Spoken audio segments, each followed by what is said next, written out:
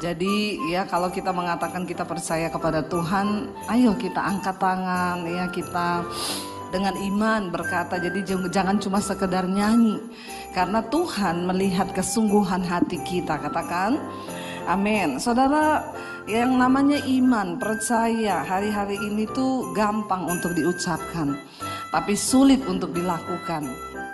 Namun kita harus percaya bahwa ada upah bagi orang-orang yang sungguh-sungguh percaya kepada Tuhan. Ya, kalau kita disuruh percaya, ada dasar untuk percaya, ya rasanya gampang dan mudah. Tapi ketika kita disuruh percaya, tapi nggak ada dasar untuk percaya, itu yang susah ya. Tetapi ketika kita melakukan dan tetap percaya, maka itu akan diperhitungkan sebagai sebuah kebenaran. Saya pengen kita baca dulu yuk, Roma pasal yang keempat, ayat yang ke-16 sampai ayat yang ke-25. Jadi jangan bilang itu kan cuma untuk Abraham. Ya, dengan jelas ayat ini tadi berkata, ya, lalu Abraham itu percaya, ya, sekalipun tidak ada dasar untuk percaya kalau kita tadi lihat di sana, tetapi Abraham percaya. Malah dikatakan di sana, ya, ia diperkuat dalam imannya dan ia memuliakan Allah. Kenapa dia percaya? Terhadap janji Allah ia tidak bimbang. Apapun keadaannya, saudara, seringkali kita itu cuma baca Alkitab, lalu kita cuma lihat, tapi jarang dari kita yang mau belajar sungguh-sungguh. Yes, aku mau ya mengimani itu. Abraham dikatakan tidak ada dasar untuk dia percaya dan berharap. Nggak ada dasar. Kenapa? Janji Tuhan datang kepada Abraham, umurnya sudah berapa dikatakan tadi?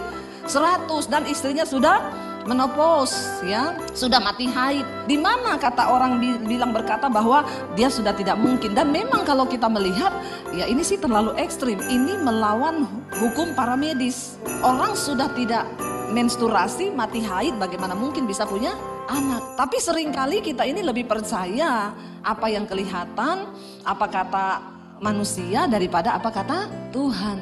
Makanya Tuhan tidak memperhitungkan itu menjadi upah kebenaran dalam hidup kita. Orang datang sama saya, Bu, saya divonis dokter umur saya tinggal 6 bulan. Saya kena cancer, Bu. Dokter bilang umur saya tinggal 6 bulan. Saya tertawa, saudara. Saya bilang, oh, ibu divonis tinggal 6 bulan, masih lama ya, Bu? Lama gak, saudara? Kenapa saya bilang begitu? Bu, ibu divonis tinggal 6 bulan. Ada orang gak divonis besok mati. Ya Pak, ya saudara. Ibu masih divonis 6 bulan, berarti masih amin. Masih lama, Bu, masih bisa siap-siap, masih bisa buang kepahitan, masih buang. Makanya kita ini pendeta harus berhikmat loh, Pak. Karena jemaat tuh kadang kalau datang tinggal 6 bulan, Bu, terus mau apa? Mau minta diperpanjang. Itu kedaulatan Tuhan. Saya bilang 6 bulan masih lama, Bu. Teman saya tuh loh, suaminya lagi main HP di kamar. Pak, aku tak turun masak, siapin kamu makanan ya, supaya nanti kalau udah masak turun ya makan. Iya, 30 menit istrinya masak, naik mau panggil suaminya udah meninggal di kamar. Dia telepon saya, Bu, kalau saya tahu loh, seandainya saya tidak turun masak loh, mungkin saya lihat waktu dia dipanggil Tuhan. Seandainya ya. Teman saya juga dari Palu datang ke Jakarta, mau liburan sama temennya, sama anak-anaknya di Bandung. Suami istri lagi nunggu bagasi di bandara. Istrinya bilang sama suaminya, Say, kamu tungguin tasnya kalau lewat ya, aku tak ke toilet sebentar. Dari toilet datang, suaminya dicari, mana suami saya? Nggak ada. Lu tuh kok orang ngumpul-ngumpul banyak. Dia lari, suaminya udah jatuh, meninggal di bandara. Dia ngomong apa?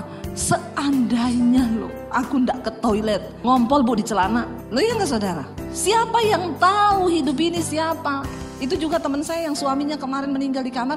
Bu, masa nggak ada tanda-tanda? Enggak, Bu, saya tuh kemarin, ini dia baru suruh cepet ya paspornya diurus deh, udah kadaluarsa, kita nanti ke Yerusalem. Ternyata ke Yerusalem baru, bukan Yerusalem lama. Loh, semua orang berkata seandainya, Bu, seandainya, ya. Yang lebih celaka lagi, saudara, bahaya loh kalau suami mati pin ATM-nya nggak ngerti. Amin, ibu-ibu. Makanya suami istri harus pin ATM-nya saling tahu, amin. Ya, nanti meninggal, ya itu pernah kejadian, Bu. Saya nggak ngerti pin ATM suami saya, nih mau beli peti, mau beli apa, repot loh. Nanti panggil pengacara, panggil polisi, itu harus di depan bank, pejabat bank, baru bisa buka. Kalau enggak, ya ayo kita mulai bertobat hari ini, suami istri saling tahu pin ATM, bilang amin. Coba yang rela ngomong aminnya, yang nggak ada isinya pasti aminnya kenceng, karena ke ATM-nya nggak ada isinya. Kalau ada isinya nggak rela. Tapi jemaat di sini tidak, semuanya rela, amin. Saya sama suami saya saling tahu pin ATM. Ya, suami saya bawa ATM-nya, saya pegang mobile bankingnya. Dia mau apa coba? Biar dia gesek, saya lihat ini pengeluaran buat apa. Ya, jadi saudara hati-hati karena hidup ini kita nggak ada yang tahu, nggak ada yang tahu. Ya, makanya kita harus sungguh-sungguh berpegang percaya kepada Tuhan. Hiduplah seolah-olah kamu akan mati besok. Kira-kira kalau saya tanya saudara, kalau saudara mau mati besok, saudara mau ngapain hari ini? Persiapannya apa? Beli peti. Kalau di Jakarta orang booking tanah di San Diego Hills. Ya, satu lubang ada 1 M lebih, tergantung lokasi. Kalau yang ada taman-tamannya bisa 2 M, 3 M. Teman saya bilang, saya sudah punya lubang di sana 5 loh Bu, untuk satu keluarga. Saya bilang, kapan masuknya Bu? Kalau sudah siap lubang berarti kan siap masuk loh. Dia bilang, ih jangan ngomong begitu Bu. Loh orang itu kalau sudah siap lubang berarti siap masuk. Engkau sudah beriman segera mah. Kalau belum siap enggak usah beli lubang. Mending uang itu dipakai buat bangun gereja di desa. Enggak usah mikirin matimu. Siapa yang mau kubur, nanti ada juga yang kubur. Yang penting mikir hidupnya ini loh. Amin. Banyak orang tuh salah. Yang dipikir matinya, nanti beli petinya gini, ada gambar Yesus yang harga berapa ratus juta, nanti beli bunganya, nanti kuburnya di sini pakai bajunya apa. Mikir waktu hidup ini, Tuhan apakah hidup saya ini sudah berkenan? Apakah aku sungguh-sungguh percaya? Alkitab berkata, kenapa Abraham diperhitungkan itu menjadi sebuah kebenaran? Karena Abraham penuh dengan keyakinan ya terhadap janji Allah, ia tidak bimbang. Kenapa Abraham memiliki iman yang begitu luar biasa dan semua rencana Tuhan terjadi atas hidupnya? Karena terhadap siapa? Terhadap janji Allah. Dia tidak bimbang sedikit pun. Saudara, saya beberapa tahun lalu saya dapat visi dari Tuhan untuk bangun sekolah Alkitab, sekolah misi. Saya itu ketawa dalam hati, Tuhan aku ini siapa loh? Siapa aku ini Tuhan? Aku ini bukan orang kaya yang punya harta puluhan miliar. Tuhan suruh saya bangun sekolah. Berulang kali saya dengar suara Tuhan. Tuhan tuh ngomong gini, aku gak cari orang yang punya uang. Aku cari orang yang punya iman. Sebab yang dapat mewujudkan semua proyekku di dunia ini bukan uang tetapi iman. Tuhan bilang, uang itu aku yang punya. Tapi iman itu engkau yang harus memiliki dan timbul dari dalam dirimu. Saya berdoa, Tuhan taruh visi apa? Nah Tuhan itu berbicara secara pribadi kepada saya. Hari ini semua orang bicara tentang penuaian. Tapi yang menjadi warning dari Tuhan Yesus, di garis bawah Yesus bilang penuaian memang banyak, tapi pekerjanya sedikit ya. Pekerja cuma sedikit. Yang di gereja aja itu belum tentu 100% pekerja. Ya ada semua yang datang melayani itu hanya demi kepentingan. Di sini tidak sih, di sana. Ya ada semua yang cuma demi kepentingan. Yang benar-benar pekerja punya hati Tuhan, rindu untuk menyelamatkan jiwa, itu bisa dihitung dengan jari. Makanya Yesus berkata, tuaian banyak, pekerja sedikit. Nah saya ini mendapat visi dari Tuhan, persiapkan pekerja, persiapkan para penuai. Ladang banyak, kalau yang menuai sedikit nggak bisa. Jadi saya tanya, apa Tuhan? Bangun sekolah misi ya yang hanya 6 bulan, jangan yang dapat STH. Nanti kalau orang cari gelar lagi, ya kita bikin yang hanya dapat gelar STH. Bedanya saudara, 6 bulan itu dia lulus cari jiwa. Kalau yang STH begini lulus cari jadwal. Jadi saya berdoa, Tuhan tuh bilang bikin sekolah misi ya.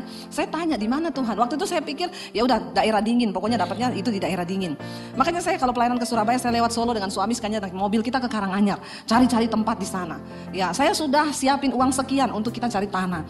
Cari nggak ketemu, minta teman beberapa orang ya minta data-data. Ada yang harganya murah, izinnya di situ susah untuk sekolah Alkitab. Ada yang harganya mahal, izin gampang. Ya wes lah, akhirnya saya cuma bilang Tuhan terserah Tuhan. Aku beriman, aku percaya kalau ini visi dari Tuhan itu akan terjadi. Tapi saya nggak tahu di mana dan saya tidak tahu bagaimana. Pokoknya aku nangkep dan aku cuma percaya. Kalau Tuhan yang berfirman maka itu saudara jangan saudara pikir ya yang di Alkitab ini cuma ditulis hari itu bahwa Tuhan bicara kepada Abraham. Tuhan masih bicara kepada kita sampai hari ini. Dia masih Tuhan yang hidup seperti dia bicara kepada Paulus, dia bicara kepada Abraham, dia bicara kepada orang-orang zaman dahulu. Tuhan kita tuh masih sama. Tapi kita mau percaya nggak? Kita mau buka hati nggak? Ya kalau zaman ini mungkin masih ada bisa ditulis Alkitab ya mungkin ada Debbie 1, Debbie 2, Debbie 3 gitu ya. Itu saya sampai ketawa sendiri mungkin karena perjalanan kita mengiring Tuhan, mengalami tuntunannya itu kalau dibukukan saudara dan kita dapat firman dari Tuhan yang secara pribadi dia berbicara, bukan cuma di Alkitab ditulis hanya sebagai contoh dan teladan bahwa itu pernah terjadi dan itu juga masih bisa terjadi sampai hari ini. Makanya tadi dikatakan hal itu terjadi bukan hanya buat Abraham, tapi buat kita yang sampai hari ini hidup dan percaya kepada Yesus Kristus Tuhan. Lalu saya berdoa terserah Tuhan, tapi aku percaya Kalau Tuhan yang berkata, Tuhan yang berfirman, pasti terjadi. Tiba-tiba ada jemaat Mesbah Doa dari Semarang, saudara. Bu, saya tuh punya tanah di Bandungan 4.500 meter. Saya dengar ibu mau bikin sekolah misi Alkitab. Iya, kalau ibu mau lihat tanah saya, coba ibu lihat, kalau cocok, ayo bu, apa yang saya bisa lakukan. Saya pergi lihat, cocok saudara. Itu di depan ada rumah retreat, ya di depan lagi ada panti jompo Katolik, dan izinnya di situ mudah, ya samping kiri kanannya gunung. Saya bilang, Tuhan, saya mau Tuhan, ya saya mau, dan saya ingin benar-benar apa yang sudah Tuhan katakan tuh terjadi. Lalu saya lihat, bagus banget.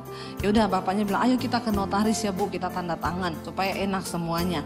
Saya bilang, Tuhan, oke, berarti uang saya yang buat beli tanah itu ada untuk bangun. Lalu Tuhan pertemukan, datang orang yang jadi pemborongnya ndak dibayar, jemaat Mesbah Doa suami istri.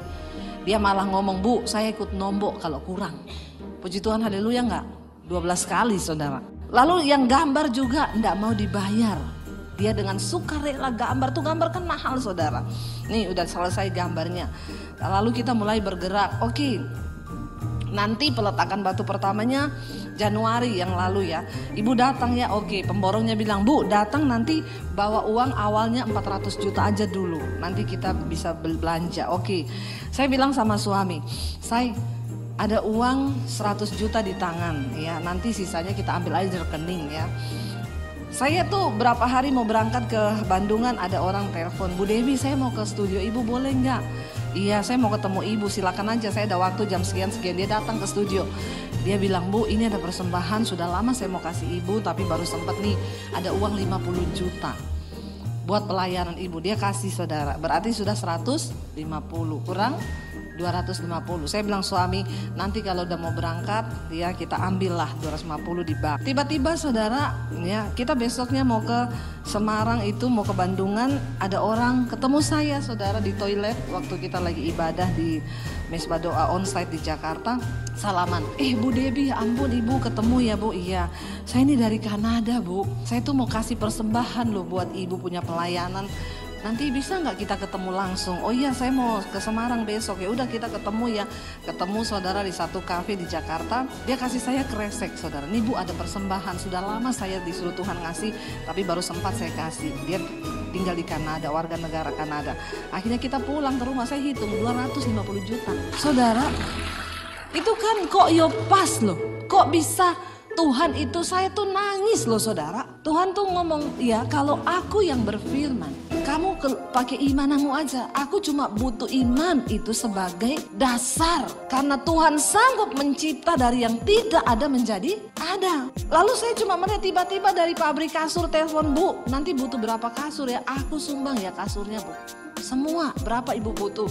Tiba-tiba distributor Panasonic, bu semua yang berbau lampu listrik Panasonic dari saya ya bu. Saya tuh cuma terheran-heran. Ya kemarin ada orang dari Amerika, bu saya mau ketemu ibu ya. Ini Tuhan suruh kita nanti ketemu. Dia seorang hamba Tuhan saudara yang dipakai Tuhan luar biasa di Amerika. Dia bisa menjadi ya penasehat di gereja Presbyterian di Amerika tuh, bule semua jemaatnya. Dia orang Indonesia, masih muda, perempuan. Dia tuh kalau ngomong saudara, di rapat-rapat itu dia menjadi gembala di gereja bule saudara. Dan itu ya rapat itu semua majelis bule apa-apa dia tuh yang ngomong, dipercaya. Dia bilang, ibu ya Tuhan itu sudah berikan visi ini kepada beberapa hamba Tuhan di Jakarta, di Indonesia, tapi mereka nggak tanggap. Jadi Tuhan taruh visi itu sekarang di ibu. Dan dari sekolah itu nanti bu, bukan hanya memberkati Indonesia tetapi bangsa-bangsa. Saya bilang amin. Saya akan pertemukan ibu dengan beberapa orang bu, ya untuk bicarakan nanti program ke depan dan mereka akan bantu ibu. Saya cuma melihat waktu kita ngomong percaya, tidak bimbang karena firman Tuhan, maka Tuhan itu susun kayak puzzle saudara. Itu bisa ketemu sampai menjadi satu gambar. Dan kemarin Januari sudah peletakan batu pertama. Kemarin saya juga mampir ke sana. Sekarang sudah berdiri saudara. Kita targetkan Juni jadi dan Juli kita sudah mulai bergerak. Karena pekerja harus disiapkan. Hari-hari ini pelayanan saya dan suami, kami bikin seminar hamba-hamba Tuhan di berbagai kota. Saya melihat, ya, ini nanti saya pulang dari sini, ya, hari Selasa, hari Senin balik, besok hari Selasa saya harus berangkat ke Manado. Ya, sudah ada 1.500-an hamba Tuhan yang mendaftar untuk ikut seminar dari berbagai gereja. Saya melihat hari-hari ini saudara, ya, penuai, pekerja, hamba-hamba Tuhan harus dipersiapkan. Kita nggak mungkin bisa menuai kalau tidak dipersiapkan semuanya. Gereja, ya, harus bangkit dengan iman. Jangan tidur saudara. Ayo mulai bergerak. Ya, mulai bergerak, bangun iman. Dan engkau akan melihat Tuhan itu masih melakukan perkara-perkara ajaib. Dan dari yang tidak ada itu bisa menjadi ada. Ya, ada pergerakan Tuhan yang akan terjadi sebelum kedatangan Dia yang kedua kali. Kita melihat hari-hari ini adalah hari-hari yang terakhir, makanya kita bangkit. Jangan cuma karena perkara-perkara penghidupan iman kita menjadi lemah. Cuma masalah gak ada duit, masalah tersinggung, masalah kepahitan. Hello, engkau dipermainkan terus sama iblis. Ya, gak usah peduli yang begitu-begitu. Ayo kita bergerak bersama, tangkap apa yang Tuhan mau. Ya, dan saya melihat saudara, semakin puji Tuhan nanti siang mungkin saya akan tayangkan bagaimana pelayanan kami. Ya, di tengah masa pandemi kita bisa bangun puluhan gereja di desa-desa. Dari yang tidak ada bisa menjadi ada. Dan di sini Abraham berkata, dia tidak bimbang, dia tidak ragu. Kenapa? Karena ketidakpercayaan, karena keadaan yang sudah tidak mungkin, umur 100 tahun. Makanya istrinya tuh bilang, dia bilang sama suaminya, "Pak, kayaknya dari aku udah gak mungkin nih punya anak. Aku ini udah menopause. Ya, mungkin memang kamu akan punya anak, tapi dari pembantu kita si Hagar." Ya, lalu istrinya, satu kegagalan Abraham itu hanya karena dia mendengar istrinya. Jadi tidak selamanya istri-istrinya juga ngomongnya betul. Kadang-kadang menyesatkan suami. Istri-istri hati-hati ya, bertobat ya. Jangan kau melemahkan iman suamimu ya. Tapi Abraham dikatakan dia tetap percaya bahwa dia akan menjadi bapa segala bangsa. Dari dia akan lahir keturunan yang tidak terhitung jumlahnya. Ya, dan ayat ini berkata, dia tidak bimbang ya, karena ketidakpercayaan, malah ia diperkuat dalam imannya dan ia memuliakan Allah. Kalau saudara hari-hari ini melihat keadaanmu rasanya gak percaya, muliakanlah Tuhan. Nyanyi saudara, supaya engkau percaya. Dikatakan saudara firman Tuhan di sini, kenapa Abraham bisa melihat semua janji Tuhan itu terjadi? Ya, dengan penuh keyakinan dikatakan di sini, Abraham percaya bahwa Allah berkuasa untuk melaksanakan apa yang telah Ia janjikan. Itu dasarnya Abraham percaya. Allah yang janji, maka Dia yang berkuasa melakukan. Saya tanya saudara, kalau hari ini Pak Honggo janji sama saudara kasih duit, saudara percaya nggak? Pak Dayat yang aminnya kenceng loh Pak. Ya, berarti saya yakin loh, kenapa Pak Dayat aminnya kenceng? Karena dia kenal Pak Honggo. Kalau dia janji pasti dikasih, ya nggak Pak? Tapi Bapak nggak pernah janji loh sama saya ya. Janji dong Pak. Ya, saudara ya, kalau Pak Honggo yang janji ya Pak Dayat percaya karena hubungan mereka tuh baik, tiap hari ketemu. Jadi Pak Dayat tuh yakin banget bahwa Pak Honggo kalau berjanji pasti ditepati. Karena ada hubungan yang dekat sehingga dia percaya. Nah saudara, kalau ada orang yang janji sama saudara, yang pegang kamera ini tiba-tiba janji sama saudara, saudara percaya nggak? Enggak loh. Mas sudah kamu pensiun saja. Semua tidak percaya loh. Kenapa enggak percaya? Karena kita nggak kenal dia kan. Namanya aja saya nggak tahu. Pengenalan kita kepada Tuhan itu akan menentukan rasa percaya kita kepada Tuhan. Karena itu saudara, kenali Tuhanmu. Banyak baca firman. Abraham itu nggak ragu. Apalagi dikatakan di sini Tuhan yang berjanji. Nah kalau Tuhan yang berjanji, dia tepati nggak saudara? Nah tapi kenapa sering kita nggak melihat janji Tuhan? Karena kita yang tidak percaya. Abraham gak ragu, dikatakan dia mempermuliakan Tuhan sebab dia yakin bahwa Allah berkuasa untuk melaksanakan apa yang telah Ia janjikan. Karena itu hal ini diperhitungkan kepadanya sebagai kebenaran. Loh saudara ya, karena itu hal ini diperhitungkan sebagai kebenaran kepada Abraham. Coba ditayangkan ayatnya saudara. Ya, kata-kata ini ya. Nah ini saudara, kata-kata ini yaitu hal ini diperhitungkan kepadanya tadi itu Tidak ditulis untuk Abraham saja. Bilang sekarang kirimu, tidak cuma untuk Abraham loh, tapi buat kamu juga loh. Ngomong saudara, ngomong dengan penuh keyakinan, dengan iman, maka itu terjadi. Bilang ya, itu bukan cuma buat Abraham, tapi buat kita juga. Buat kamu, buat anakmu, buat cucumu, buat keturunanmu, buat suamimu, buat setiap kita yang mau percaya. Ya, hari ini apakah terjadi apa yang Tuhan buatkan kepada saya? Yes. Ya, tapi itu tidak langsung. Diuji dulu iman kita. Kita berapa tahun saya di Jakarta? 13 tahun di Jakarta. Saya baru mengalami Tuhan itu menggenapi sebelum pandemi itu loh. Awal pandemi. Di awal pandemi itu channel YouTube saya ya 50.000 subscribe-nya. Dan kita melihat bagaimana Tuhan menggenapi waktu pandemi itu channel saya bertambah satu hari 1.000 subscribe. Gak wow ya? Biasa aja ya buat saudara ya. Ketahuan gak punya channel YouTube ya. Jadi gak tahu betapa susah mencari subscribe, 1 biji aja susah. Ya, punya saya sehari tambah 1.000, hari ini 630.000 subscribe. Tepuk tangan buat Tuhan Yesus. Saya imani tahun ini 1 juta dan Tuhan memberkati kami luar biasa. Ya, dan ketika saya diberkati, apakah untuk kami nikmati sendiri? Enggak, Tuhan suruh bangun tuh gereja-gereja di desa, bantu pendeta-pendeta di desa. Setiap bulan kami support pendeta di desa-desa. Buat mereka uang 2,5 juta itu berarti buat sekolahin anak, buat kuliahin anak. Ya, mereka yang perpuluhan yang cuma cabai, bawang, tomat. Ya, siapa yang menyangka saudara?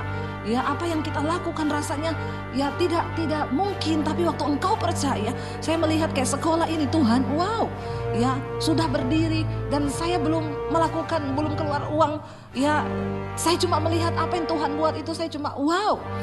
Apa yang kami nikmati hari ini, saya cuma bisa berkata wow. Apakah itu terjadi karena kuat dan gagah saya? Enggak, karena ini loh. Ayat ini berkata, kata-kata ini yaitu hal ini diperhitungkan kepadanya, tidak ditulis untuk Abraham saja, tapi bagi Debbie juga. Bagi setiap kita, saudara, bagi setiap saudara dan saya yang mau percaya. Baru dengar kesaksian teman saya, saudara, beberapa waktu yang lalu. Di pandemi dia itu gak punya harapan, tinggal pegang uang 300.000. Teman-teman lamanya datang, lu tinggalin aja jadi gembala. Lu ngapain jadi gembala? Lu dari dulu hidup kaya. Ya, dia bilang, Bu, kalau ibu prosesnya dari miskin OTW kaya toh. Nah, saya dari kaya OTW miskin. Saya bilang selamat, sama-sama menderitanya. Jadi baku gantian dulu kita. Ya. Dia bilang, tapi berat loh, Bu, dari kaya OTW miskin. Tapi saudara, ketika dia dapat tawaran balik aja ke dunia sekuler, tinggalin penggembalaan, dia ngomong enggak. Aku sudah bernasar kepada Tuhan untuk mengiring Tuhan dan menjadi gembala. Aku akan tetap percaya. Saudara, tiba-tiba dia ketemu temennya. Ya, temennya itu lumayan punya jabatan. Ngobrol-ngobrol, gimana kabarmu? Dia bilang baik, gini-gini. Besoknya dia ketemu temennya satu. Dia bilang temennya itu curhat, bukan orang Kristen. Gua nih mau buka pabrik loh, tapi izinnya susah, gini. Kamu bisa nggak bantu? Oh iya, nanti coba gua kenalin ya sama temen gua. Diurus saudara, akhirnya bisa buka pabrik. Pabriknya bisa jalan semuanya. Ya tadinya dihalangi kan sama oknum-oknum yang minta uang, diperes gini. Akhirnya dia ketemuin. Tiba-tiba temennya itu bilang, bro, thank you ya, pabrik saya udah jalan, minta nomor rekening dong. Di tengah kesulitan, di tengah pandemi, yang uangnya udah gak ada dan dia hanya hidup menumpang dari mertua. Dia bilang, Tuhan, aku percaya engkau panggil aku jadi gembala, gak ada sia-sia. Tiba-tiba minta nomor rekening, dia kasih. Gak berharap apa-apa, gak berpikir apa-apa. Saudara, tapi lama, dia bilang hampir sebulan kali, Bu, minta nomor rekening gak transfer. Tiba-tiba transfer. Dia lihat saudara kaget, berapa? 50 miliar. Saudara dengar syok kan? Jangan bunuh diri ya. Dengar berkatnya orang. 50 miliar. Saya aja belum sampai di situ, Bu. Dia ngomong, kamu ulang tahunnya kapan? 2 bulan lagi. Ya, nanti gua kasih lagi. 50 M lagi. Jadi 100 miliar di tengah masa pandemi. Wow nggak? Jangan dipikir nanti gila. Tapi itu yang namanya kata-kata hal ini Tuhan itu memberi sesuai kadar dan kapasitas. Makin besar rasa percayamu, maka makin besar pun kemuliaan Tuhan itu diperhitungkan kepada kita. Loh, dia besar loh. Saya bilang kenapa besar? Dipertaruhkan antara menggembalakan sama turun kembali ke kerjaan lama. Ditawarin sudah kalau lu mau kita langsung kasih nih. perskot di depan untuk kamu balik ke kerjaan lama. Karena memang dia orangnya pintar dan dapat dipakai. Enggak, aku udah taruh hidupku jadi gembala. Mau miskin, mau apapun, aku jalani bersama Tuhan. Sebab dia yang berfirman, maka dia juga akan melakukan. Loh saudara, hari ini jangan batasi Tuhan dengan pikiran kita. Ada begitu banyak hal-hal supranatural yang bisa Tuhan kerjakan di hidup kita. Yang itu melampaui pemikiran kita. Sebab apa? Yesus sanggup mendengar lebih dari yang kita harapkan. Yesus sanggup menjawab lebih dari yang kita doakan.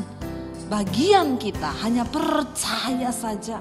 Percaya kepada Dia bahwa Yesus itu sanggup ya mendengar doa-doa kita. Dia sanggup menjawab ya semua harapan kita, bahkan lebih dari yang kita doakan saudara. Kita percaya tidak ada perkara yang mustahil bagi Tuhan. Apa yang hari ini sedang saudara gumuli, jangan batasi pikiranmu dengan cara pandang ataupun keadaan kita. Tapi lihat, Dia yang berfirman, maka Dia yang sanggup untuk melakukan segala perkara. Jika diberkati, silakan membagikan untuk memberkati orang lain.